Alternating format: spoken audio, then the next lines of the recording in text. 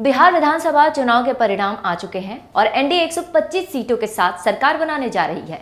वहीं महागठबंधन को 110 सीटों से संतोष कर एक बार फिर से विपक्ष में बैठना होगा। इस चुनाव में एक बात जो सबसे अहम देखने को मिली वो है लोजपा और जदयू की टक्कर। अगर ये कहें कि चिराग पासवान ने राजनीति में सुसाइड स्क्वाड स्ट्रेटेजी को अपनाते हुए अपना सबसे पहला निशाना नीतीश कुमार को बनाया तो ये गलत नहीं होगा। जो नीतीश कुमार हर चुनाव में अधिक सीट के साथ एनडीए में बड़े भाई की भूमिका में रहते थे, वही नीतीश कुमार को लोजपा के कारण बीजेपी के 74 के मुकाबले सिर्फ 43 सीटों पर जीत मिली है। इससे सिर्फ नीतीश कुमार का एनडीए में कभी नहीं घटेगा, बल्कि अगर वे मुख्यमंत्री बनते हैं तो सरकार पर उनकी पकड़ भी ढीली होगी। लोजपा ने उम्मीद की थी कि वह जदयू को टक्कर देगी और अधिक सीटों पर कब्जा जमाएगी। हालांकि ऐसा हुआ नहीं और लोजपा को कुल 134 सीटों पर चुनाव लड़ने के बावजूद सिर्फ एक सीट पर जीत मिली है। परंतु यहाँ ध्यान देने वाली बात यह है कि जहां भी लोजपा ने चुनाव लड़ा है वहां वह जदयू के वोट बैंक पर हमला करती नजर आई, जिसका नतीजा यह हुआ कि नीतीश कुमार की पार्टी को कई विधानसभा सीटों को बेहद कम अंतर से गंवाना पड़ा।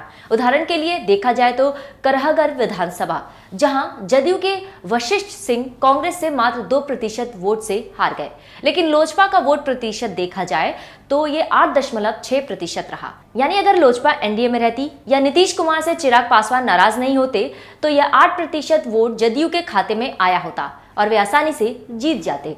इसी तरह के नजदीकी परिणाम अत्रि विधानसभा क्षेत्र में भी देखने को मिला।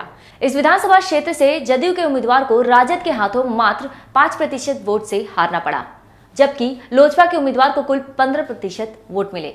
कई क्षेत्रों में तो जदयू बेहद कम मार्जिन से जीतने में कामयाब रही, नहीं तो वहां भी लोजपा ने खेल बिगाड़ दिया था। एनडीए से अलग होकर लड़ रही लोक जनशक्ति पार्टी की कमान संभाल रहे चिराग पासवान ने नीतीश की सत्ता उखाड़ने का दावा किया था।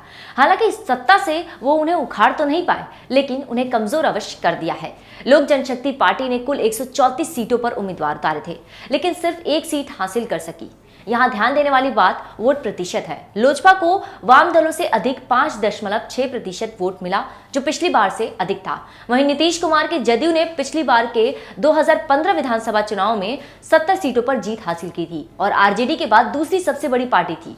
इस बार लोजपा ने ऐसा खेल बिगाड़ा कि नीतीश कुमार 43 सीटों पर सिमट कर रह गए और अब उनकी स्थिति एनडीए में इतनी कमजोर हो गई है कि अब वे मनमानी से फैसले नहीं ले सकते हैं। चिराग पासवान चुनाव के कई महीने पहले ही नीतीश पर हमला शुरू कर चुके थे, चाहे वो कोरोना का हमला हो या नौकरी का या किसी भी मुद्दे पर चिराग ने नीतीश को नहीं छोड़ा था।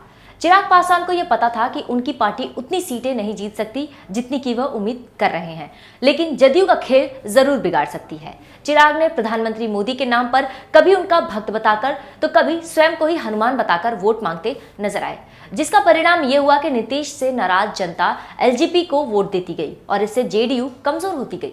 ऐसा लगता है कि यह चिराग पासवान का अमित शाह के साथ मिलकर नीतीश कुमार को कमजोर करने का रामबाण तरीका था। यह चिराग पासवान की एक सुसाइड स्ट्रेटेजी थी, जिसमें स्वयं के अस्तित्व का तो डर नहीं था, बल्कि सामने वाले को हराना एकमात्र लक्ष्य था, जिसमें वे सफल भी हुए हैं।